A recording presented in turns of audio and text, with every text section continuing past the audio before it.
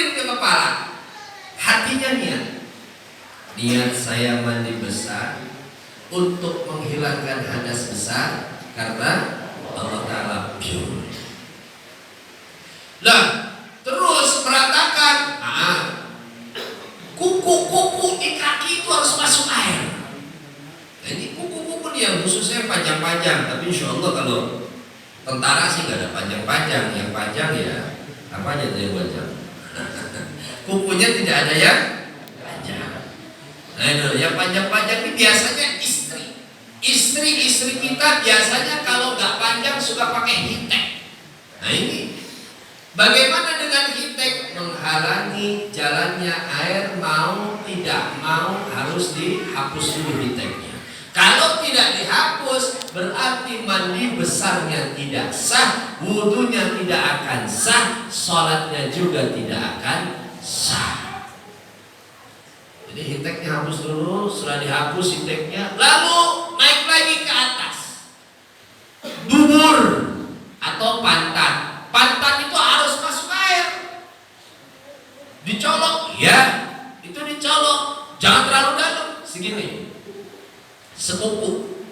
Nah, batasan kuku itu harus masuk air. Sudah dimasukin air, baru ke puser. Puser sudah, lalu naik lagi ke atas, mulut, telinga, terus apa lagi? Pokoknya yang kira-kira air susah masuk. Biasanya susu kuda, atau susu kuda itu kan suka udah kadaluarsa sudah begitu ya, sudah laju. Nah itu diangkat dulu susunya, diangkat dulu, lalu harus kena, digosok-gosok harus kena air. Ini penting nih, sampai penting sekali bisa harus menerangkan kepada istrinya. Sebab kalau istri sampean tidak sah mandi besarnya, sampean yang akan dituntut nanti di akhirat. Kalau sampean tidak paham dan tidak tahu ilmunya, ya istrinya suruh ngaji, sebulan sekali suruh ngaji. Kenapa? Sebab orang yang datang ke pengajian itu, ya Allah, luar biasa pahalanya.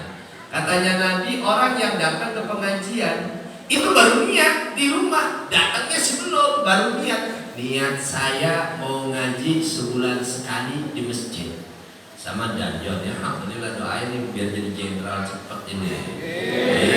Senang dengan Danjon begini, soalnya jarang Danjon yang mengarahkan kepada prajuritnya untuk ngaji. Nah ini Danjon sangat luar biasa, menciptakan prajuritnya, prajurit bumi dan prajurit langit. Nah, ini kita nih lagi jadi prajurit langit ini, bangsa langit. Sebab tepat mana tadi?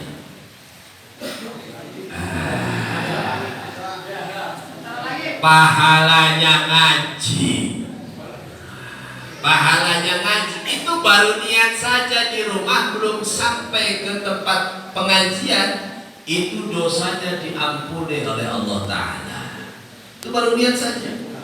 Lalu kalau sudah duduk di majelis ilmu, apalagi pahalanya itu satu kali nafas orang yang duduk di majelis ilmu, di majelis-majelis yang dicintai oleh Allah, di majelis-majelis yang dicintai oleh Nabi besar Muhammad SAW.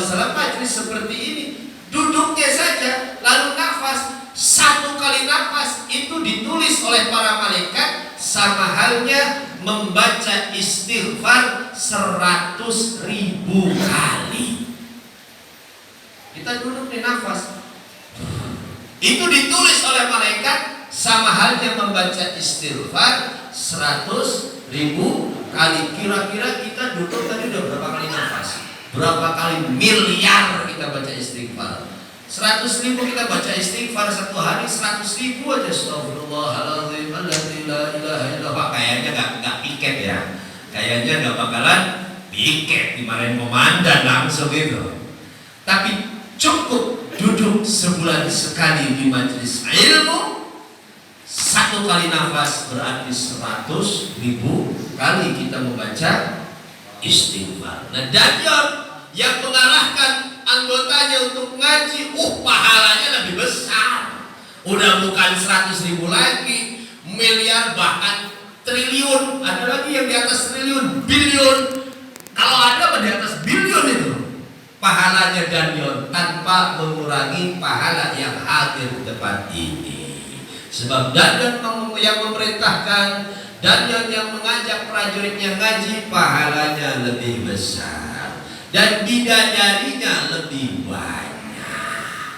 Bagi-bagi dan yang kalau bidadarinya banyak. Ini pahala buat orang-orang yang hadir ke majelis ilmu. Balik lagi ke laptop tadi.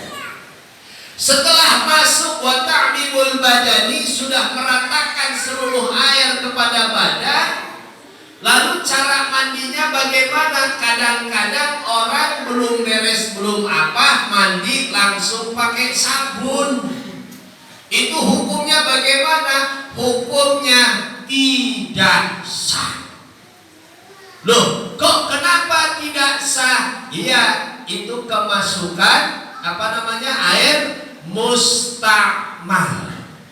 Apa itu air mustakmal? Air suci tapi tidak mensucikan. Bagusnya bagaimana? Beresin dulu mandi besarnya. Setelah diberes, masuk air semua, rambut sudah basah semuanya, kuku-kuku sudah hilang, sudah kena air semuanya, pusar-pusar sudah kena air, sudah rapi, sudah kena air semuanya, baru kita pakai sabun. Selesaikan dulu mandi besar, setelah selesai baru pakai sabun. Itu namanya mandi besarnya sah. Kebanyakan belum beres sudah pakai sabun, itu nggak sah. Loh, Gus, gimana? Saya kemarin sudah berhubungan sama istri atau saya sudah mimpi bandar keluar air mani. Saya mandinya bagaimana? Ini berarti saya nggak bubar dari sini pada mandi lagi yang benar. Itu ilmunya ada. Jadi jangan dilihat loh ya, temennya wah mandi lagi, berarti mandinya nggak benar. Bukan. Nggak tahu dia gerah atau apa. Intinya yang belum sah mandinya, pulang dari sini, beres acara ini, mandi lagi, mandi besar lagi. Caranya selesaikan semuanya mandi, air sudah beres, udah semuanya masuk air, udah meratakan air semua ke seluruh badan, baru pakai sabun. Habis itu, habis mandi besar, sunnahnya kita berwudu. Ya, jadi gitu ya. Ini tetap positif. Dan terus berapa jam? Saya dikasih. Oh sampai Isya. Rasulullah kayaknya keren gitu kalau tentara begitu. Sambil berbaris sambil melafadzkan la ilaha illallah Muhammadun, itu saya senang saya. Saya sering diundang pengajian di Gontak 2 Garnisun. Sampai mana di wudu? Maaf ya. Di atas sikut. Nah ini sunnah namanya. Di atas sikut. Kadang-kadang wudu sampai di sini doang, sah atau tidak? Tidak sah. Gitu. Jadi menurut syariat hukum wudu sampai sini, di atas sikut, di atas sikut sini. Nah terus membasuh muka, ya malah berantakan juga lah keranjingnya. Muka ini kadang-kadang orang kalau membasuh muka, lalu ngambil air lagi, kadang-kadang tidak sadar ketetesan air yang sudah ada di muka ke air itu, lalu diusapkan lagi. Itu sah atau tidak? Tidak sah. Kenapa? Karena kejatuhan air mustakmal. Air mustakmal itu air suci tapi tidak mensucikan. Seperti apa aja mustakmal? Macam-macam air mustakmal itu. Air kelapa itu air suci tapi tidak mensucikan. Sama lagi syirop itu air suci tapi tidak mensucikan. Nah ini di wudu air mustakmal, ketetesan itu juga air mustakmal, air suci tapi tidak mensucikan. Hati-hati kalau berwudu nih, kalau sudah wudu hati-hati jangan sampai ketetesan lagi. Kalau kita ketetesan lagi diterusin lagi wudunya, ya nggak sah wudunya. Kalau wudunya tidak sah, sholatnya juga tidak akan sah. Sebab yang akan pertama kali ditanya oleh malaikat munkar wa nakir nanti di dalam kubur bukan harta kita, bukan pangkat kita. Kata Nabi, di saat sakaratul maut yang akan dihisab, yang akan ditanya juga di dalam kubur adalah as-shalah, as-shalah. Hati-hati dengan sholat, jaga sholat kita. Sesibuk apapun kita jaga sholat kita. Tidak ada air, bagaimana kita bisa bertayamum? sudah kita rapihkan lahiriah kita, mandi besar kita, wudu kita sudah kita rapihkan, baru kita rapihkan hati kita. Nah, saya kalau menerangkan tidak langsung dalam. Jadi lahiriah dulu sudah rapi, cara toharoh atau sesucinya sudah rapi, baru hatinya kita rapihkan. Bagaimana cara merapihkan hati? Sebab di dalam hati itu ada yang namanya penyakit rodail. Apa itu penyakit rodail? Penyakit rodail itu adalah penyakit yang bisa menghancurkan amaliyah ibadah kita. Apa sih yang bisa menghancurkan ibadah kita yang tadi namanya penyakit rodail? Satu, penyakit iri, dengki, benci kepada sesama. Kita suudzon kepada orang, maka hancur sudah pahala kita. Ini yang namanya penyakit rodail. Makanya ada satu dosa yang tidak akan diampuni oleh Allah. Ini benar-benar dosa, satu dosa yang benar-benar tidak akan diampuni oleh Allah. Dosa apa itu? Mabuk? Bukan. Berzina? Bukan. Dosa meninggalkan sholat? Bukan. Lalu dosa apa? Dosa zina itu akan diampuni oleh Allah. Anda berzina, Anda tobat, cukup mengucapkan astaghfirullah rabbal baraya, astaghfirullah minal khataya, akan diampuni oleh Allah. Anda dosa mabuk, sering judi, itu pun akan diampuni oleh Allah tatkala Anda mengucapkan astaghfirullahaladzim alladzi la ilaha illa huwal hayyul qayyum wa atubu ilaih, diampuni oleh Allah. Dosa mencuri itu pun sama. Dosa apa sih yang tidak akan diampuni oleh Allah? Yaitu adalah dosa menyakiti hati seseorang. Saya menyakiti hatinya Daniel. Tak kala saya meninggal dunia, lama saya meninggal dunia, saya mau masuk surga tidak akan bisa. Kenapa? Karena saya masih punya dosa kepada Daniel. Dan Allah tidak akan memaafkan dosa saya sebelum orang yang saya sakiti memaafkan.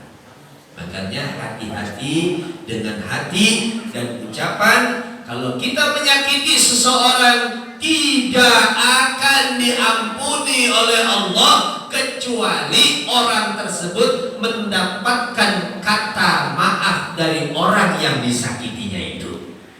Ini bang hati nih, kadang-kadang kita gak terasa ya. Biasanya kan begini kan kayak saya dulu ya, perempuan kita sakiti, ganti sini, ganti playboy. Nah itu menyakiti. Tidak mendapatkan maaf dari orang itu, maka Allah Ta'ala tidak akan memaafkannya. Biarpun kita ahli sholat, ahli tahajud, ahlul Quran, rajin membaca sholawat, rajin zikir, menyakiti hati seseorang, belum mendapatkan kata maaf dari orang tersebut, tidak akan diampuni dosanya oleh Allah Subhanahu wa ta'ala. Lalu kalau saya lagi perang bagaimana ini? Kalau saya kan nembak, saya ketembak, itu beda lagi. Itu namanya sudah tugas negara. Kalau itu namanya sedang jihad membela negara, sebagian daripada iman. Ini kalau lagi ngobrol sama temen, kurang ajar lo, lu mana sialan, lu bahasa taman safari, keluar semua sama teman, sakit hati temannya, biarpun tidak memperlihatkan sakit hati, Allah tidak akan memaafkan. kesalahan itu sebelum kita mendapatkan maaf daripada orang yang disakitinya. Jadi hati-hati dengan hati sepele tapi bisa mencelakakan kita. Inilah yang selalu kita kerjakan setiap hari. Kembali lagi yang pertama tadi, yuk kita benahi mandi besar kita. Jangan dulu pakai sabun sebelum selesai kita mandi besar. Sudah selesai kita mandi besar, baru kita pakai sabun, sampo, gosok gigi dan lain-lain, itu sudah bebas. Kalau ada hitek, ada apa, tolong dibersihkan dulu. Terus wudu juga yang benar wudunya, juga yang betul wudunya. Kadang-kadang ceplak-ceplak sudah. Nah kalau kata guru saya, kalau orang berwudu itu ininya harus basah semua. Gini. Ini lebih bagus. Kenapa kok harus basah semuanya lebih bagus? Sebab nanti manusia akan dibangkitkan di dalam kubur itu tergantung cahaya. Itu akan bercahaya dan tergantung wudunya. Ini pengaruh. Gak percaya mati duluan, bener WA saya. Beneran itu akan pengaruh itu. Nah itu akan dibangkitkan di dalam kubur itu bermacam-macam cahaya. Ada yang cahayanya seperti baterai, yang baterainya udah mau habis pletet. Ada. Itu yang wudunya begitu doang. Dan terus ada lagi yang kayak lampu, kayak bohlam begini, ada ya wudunya begini-begini. Tetapi kalau orang wudunya dibasahi semua, ini kata almarhum Romo Yai Sa'id bin Syahanian. Ini yang bicara wali kutub, dia bicara wali besar. Kalau dibasahin semua, tak kala dibangunkan di alam kubur, maka wajahnya bersinar bagaikan rembulan. Kalau wudunya dibasahin loh ya, jangan begitu, mustakmal itu. Jadi ya teratur lah gitu. Dibangkitkan di dalam kubur, wajahnya bagaikan rembulan. Jadi ya, itu wudu sudah beres, hatinya ditata. Jangan punya rasa iri, dengki, benci kepada sesama. Biasanya kalau masih di batalion sih masih enjoy aja. Biasanya kalau sudah pindah ke perumahan, ke perkampungan, tetangga kaya dikit, maju dikit, kita udah suudon sama orang. Jangan-jangan nih tetangga punya tuyul dua. Ya, kadang-kadang tetangga kita warungnya maju, kita ngutang nggak dikasih, udah suudon lagi hati kita. Jangan-jangan ini buta hijau ini. Ada lagi tetangganya beli mobilnya, sekali beli mobil 4. Wah jangan-jangan ini tetangga saya ke Gunung Kawi. Nah ini hal-hal yang seperti ini yang ada di dalam hati kita, hanya suudzon bukan husnudzon. Sirna sudah, hancur sudah pahala ibadah kita, dan doa kita tertolak. Jadi bukan ditolak, tidak ada doa yang ditolak. Katanya Allah, ud'uni astajib lakum idza da'ani. Quran. Siapa yang meminta kepadaku, katanya Allah, maka akan aku kabulkan. Ini Quran. Iya, tidak ada doa yang ditolak, tetapi banyak doa yang tertolak. Ditolak dan tertolak itu beda. Contohnya tertolak dan ditolak. Saya mau melamar kerja ke Daniel. Komandan, saya mau melamar dah. Jadi apa ya? Mau nyuci piring nggak apa-apa lah, atau jadi driver atau jadi hansip di depan pegang priwit kayak Pak Haji Nana, ya nggak apa-apa gitu ya. Katanya Daniel bilang, maaf Gus, di sini tidak ada kerjaan. Ditolak apa enggak? Ditolak. Langsung itu namanya ditolak. Beda dengan tertolak. Kalau tertolak, izin Daniel, saya mau melamar kerjaan di sini nih. Ya terserah deh. Mau jadi driver, kayak mau jadi tukang parkir di depan, dan mau keluar kita halangin dulu tuh mobil-mobil yang warna kuning, merah, ya pelangi-pelangi itu di luar tuh kan banyak kan. Saya stop. Katanya dia, oh iya Gus, paling di sini persyaratannya harus pakai ijazah, KTP, KK, surat tanah kalau ada. Terus apalagi banyak persyaratannya. Sini, nanti minggu depan saya telepon, saya panggil, interview.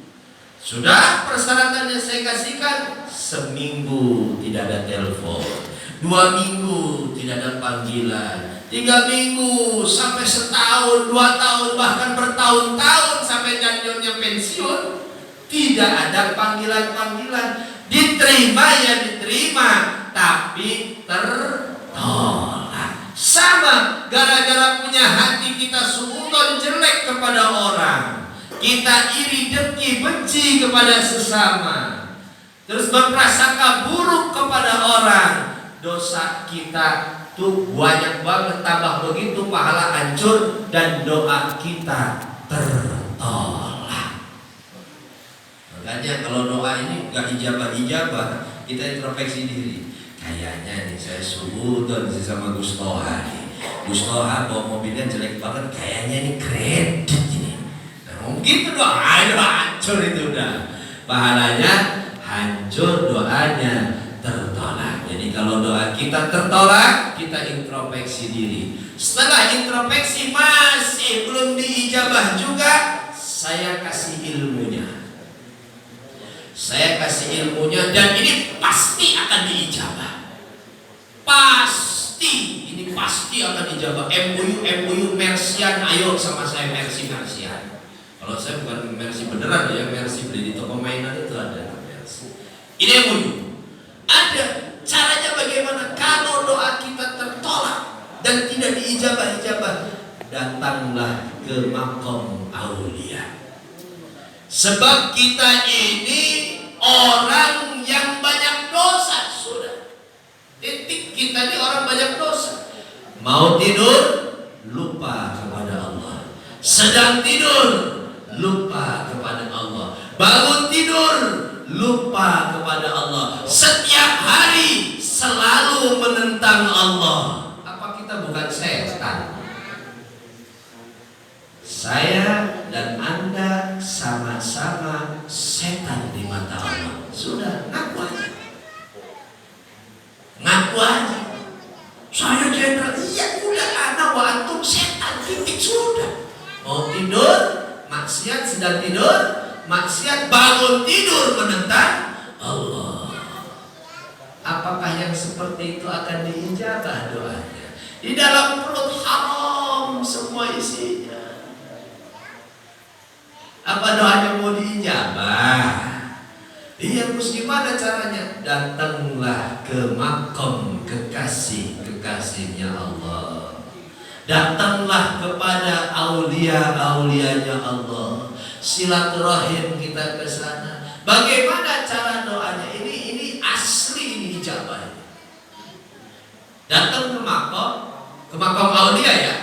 Sampai minta kepada Allah. Ya Allah, sebab barokahnya ini wali, saya mohon ya Allah, saya minta. Sebab yang pantas dapat ijabah ini bukan kita ini setan sudah. Yang pantas mendapatkan ijabah itu ya aulia.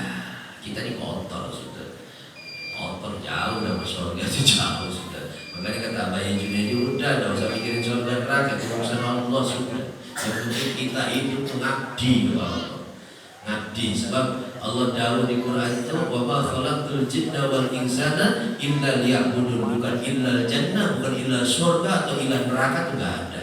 Kita ini illa liya'budun, ngabdi ke Allah. Surga neraka urusan Allah, yang penting kita ngabdi kepada Allah. Urusan surga neraka itu urusan Allah. Gak beda kita kerja, gak usah mikirin gaji, yang penting kita ngabdi bekerja, gaji pasti kita dapat. Sama hidup di dunia ini. Sampai mana tadi? Datang kepada wali, ziarah kepada wali, ziarah minta kepada wali ini. Umpama walinya ini Syekh Nana, iya beliau tuh ya kiainya propose. Insyaallah mudah-mudahan beliau jadi perwira. bisa umroh nanti Februari. Semoga aja Pak Nana ini diumrohkan sama Wadan nanti. Ya kalau nggak sama Wadan ya sama Danionnya nggak apa-apa, bareng saya Danion. Sampai mana tadi?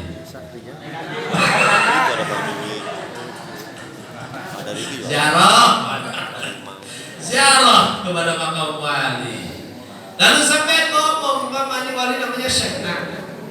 Ya Syekh Nana, saya minta barokahnya. Jadi minta barokahnya. Sebab barokahnya sampean Allah menijabah, Allah mengabulkan apa yang kita minta. Jadi bukan minta ke kuburan, tapi minta kepada Allah sebab barokah ini wali. Itu kabul. Banyak saya, banyak ribuan, tapi saya gak berani cerita. Nah kalau sudah dikabul, jangan coba-coba cerita kepada orang. Kalau kita cerita kepada teman, saudara, atau tetangga, atau siapapun, itu tidak akan dikabul lagi. Kata siapa? Kata Sultan Aulia Syekh Abdul Qadir Al-Jilani radhiyallahu an, itu di dalam kitabnya, kalau kita ziarah kepada wali kabul, kita cerita, tidak akan mendapatkan ijabah lagi. Jadi kalau nggak ijabah, datang ke wali, minta ke wali, minta berkahnya, minta kepada Allah, yakin diijabah. Tapi kalau masih ada orang tua, datang ke orang tua sudah meninggal, datang ke kuburan orang tua, habis itu datang ke kuburan walinya Allah, insya Allah pasti itu diijabah. Sebab saya punya ipar, kemarin Idul Adha, ipar saya jualan kambing. Dulu Pak Nana sering beli kambing ke saya. Tahu sekarang nggak pernah beli kambing. Itu kambing tuh ratusan. Nah, saya punya kakak ipar namanya Habib Ahmad bin Usman Ali Trus Indramayu, pengasuh pondok pesantren Ribat Ar-Rahmah Nabawiyah. Itu pesantren gratis, namanya pesantren. Kalau sekarang gratis. Beliau